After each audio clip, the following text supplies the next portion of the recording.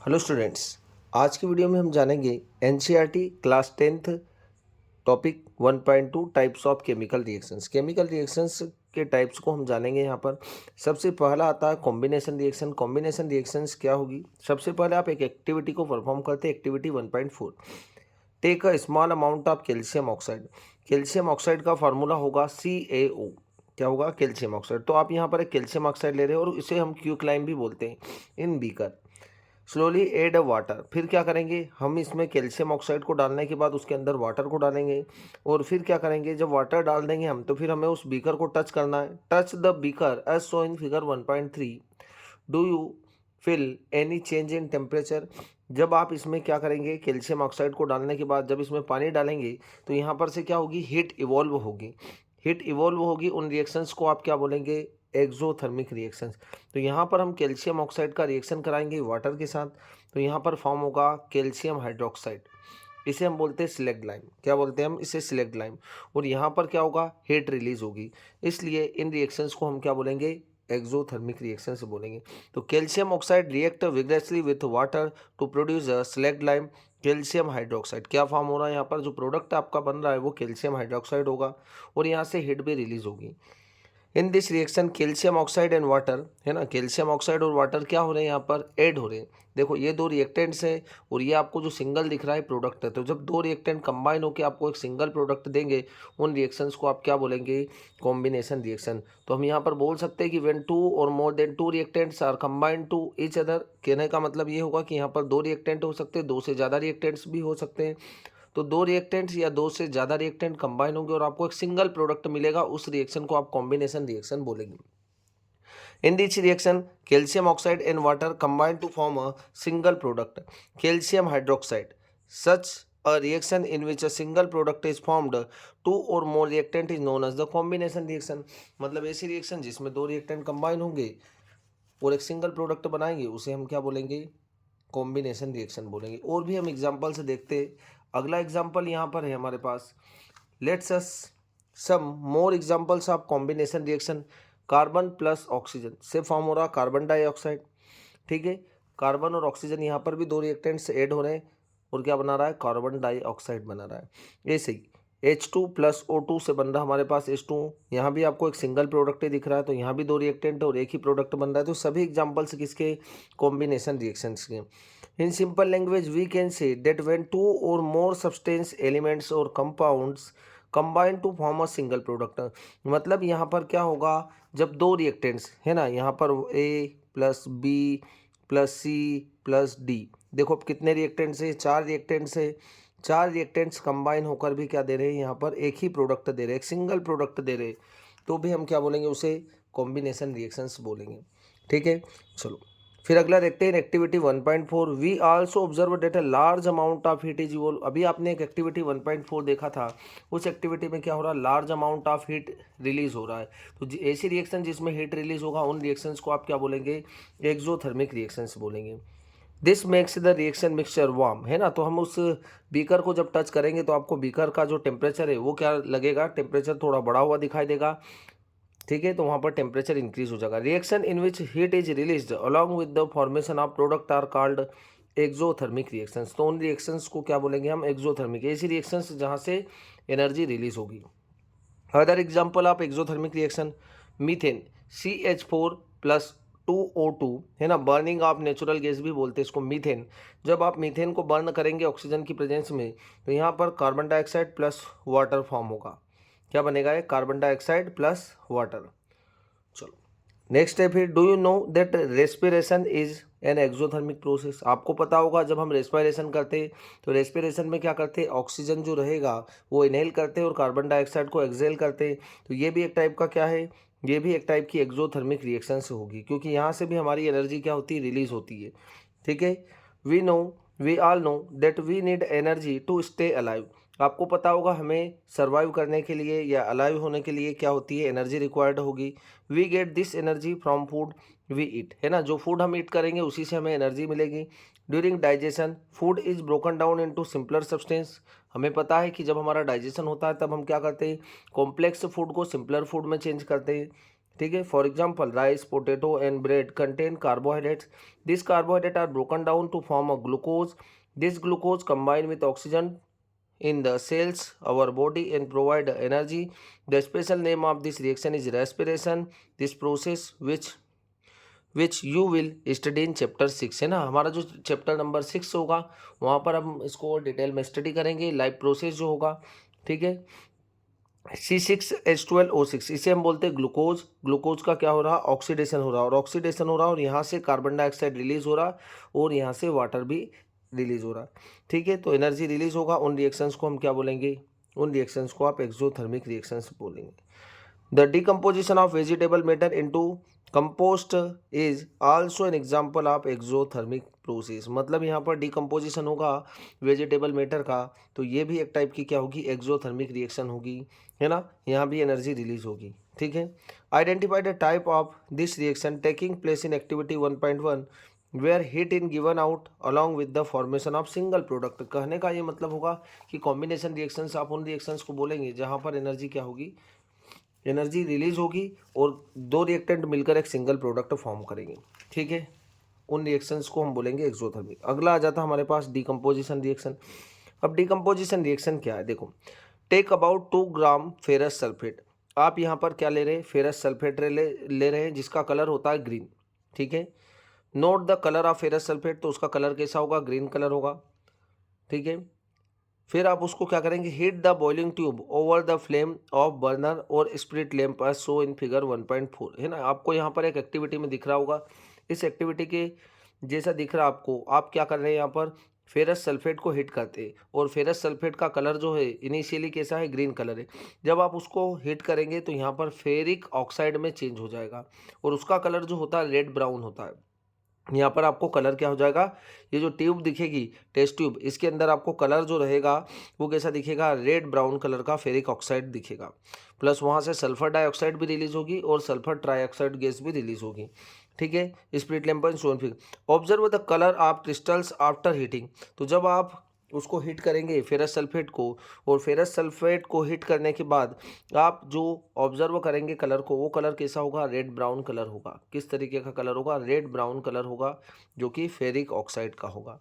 In this reaction you can observe that a single reactant break down to give simple product. आपको पता है कि यहाँ पर एक सिंगल रिएक्टेंट होगा और आपको 2 और मोर देन 2 प्रोडक्ट फॉर्म होंगे। यहाँ पर कितने प्रोडक्ट दिख रहे हैं, 1, 2 and 3।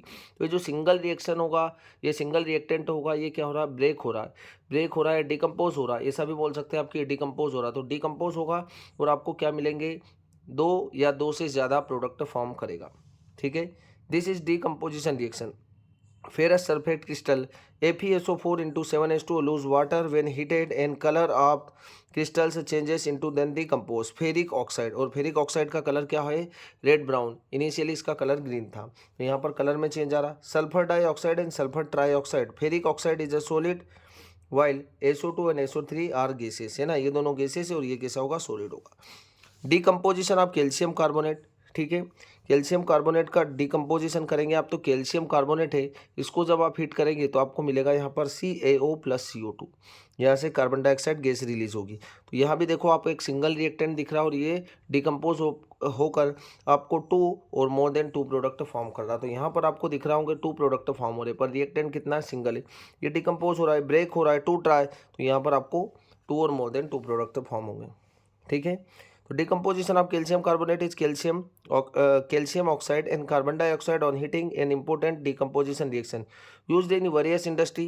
Calcium oxide is called lime और क्विक लाइम, है ना। कैल्शियम ऑक्साइड को आप क्या बोलते हैं, lime stone.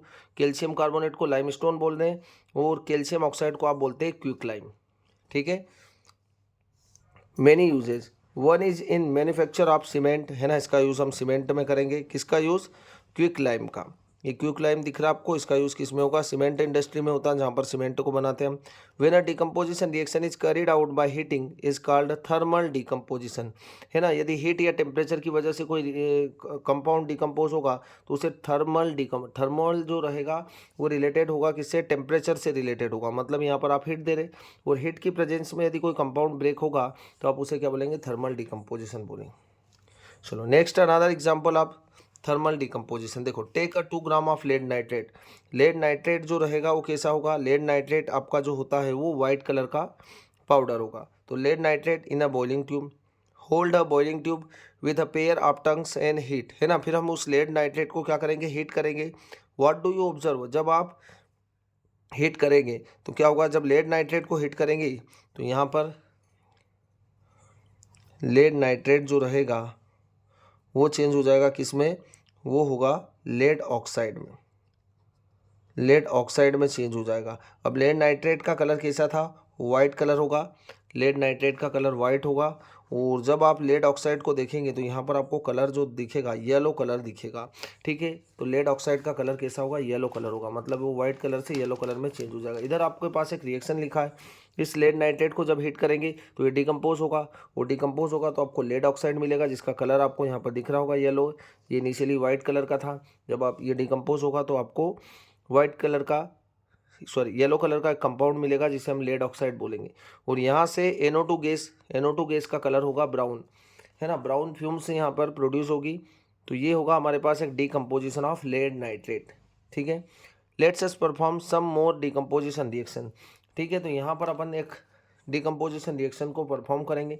Take a plastic mug, drill 2 holes at its base and fit rubber stoppers these holes. Insert a carbon electrode in the rubber stoppers shown in figure 1.6.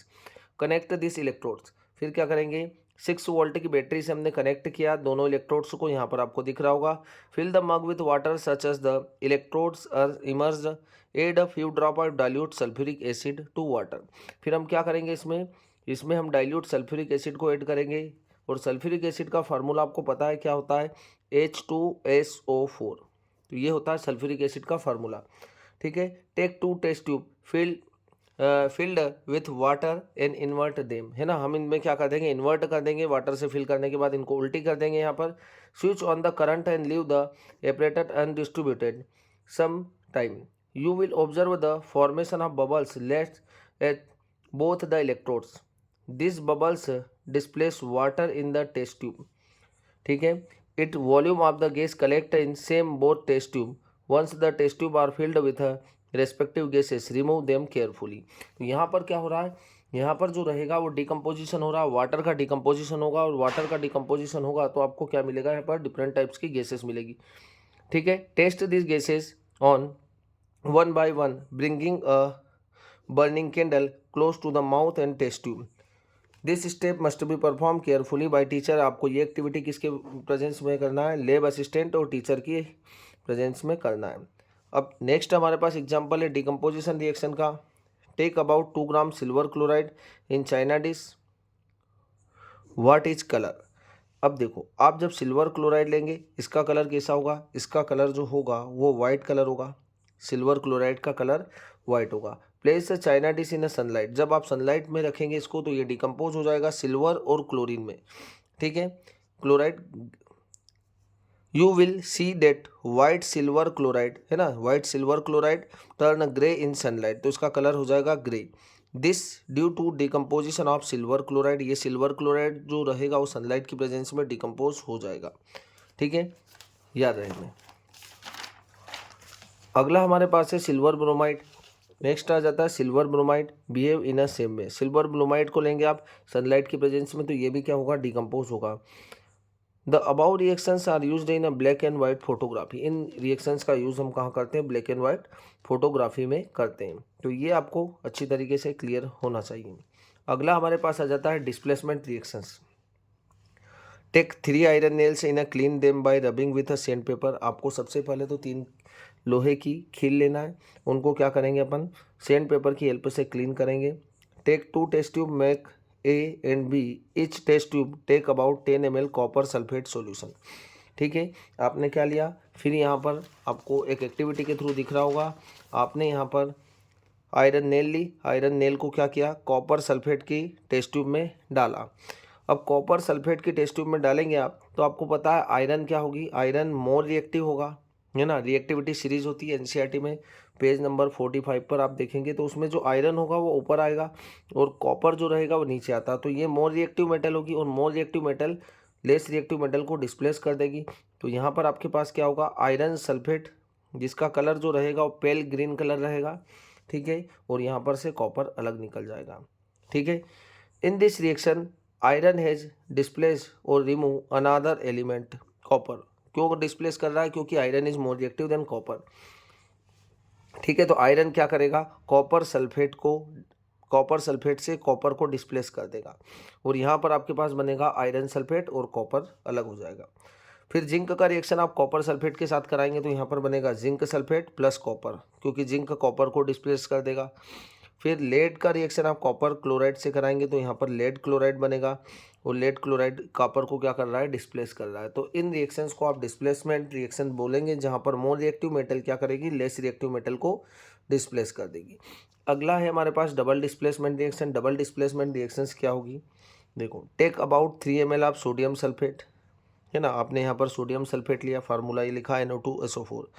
In another test tube take 3 ml of barium chloride. फिर next test tube में आपने barium chloride लिया, mixed with 2 solution. What do you observe? जब आप इन दोनों का reaction कराएंगे तो यहाँ पर सोडियम सल्फेट बेरियम क्लोराइड से रिएक्ट करेगा, तो यहाँ पर आपको बेरियम सल्फेट का PPT ऑब्टेन होगा। क्या होगा? प्रिसिपिटेशन रिएक्शन भी बोलते हैं आप इसको, है ना। ये बॉटम में कलेक्ट हो जाएगा बेरियम सल्फेट और यहाँ से NaCl निकल जाएगा। देखो, ये आपको पता है कि Na पर प्लस होता है, SO4 पर 2 माइनस होता है, ऐसे ही Ba पर 2 प्लस होता है, क्लोरीन पर माइनस होता है। तो आपको कुछ नहीं करना, इसका जो प्लस है Na और इसका जो माइनस है नेक्स्ट वाले साल्ट का Cl, तो Na और Cl को ऐड कर देना तो NaCl बन जाएगा, और Ba और SO4 को ऐड कर देना तो BaSO4 बन जाएगा। इन रिएक्शंस को हम प्रिसिपिटेशन रिएक्शंस भी बोलते हैं। तो ये चारों रिएक्शंस आपको अच्छी तरीके से क्लियर हो चुकी होगी। Thank you.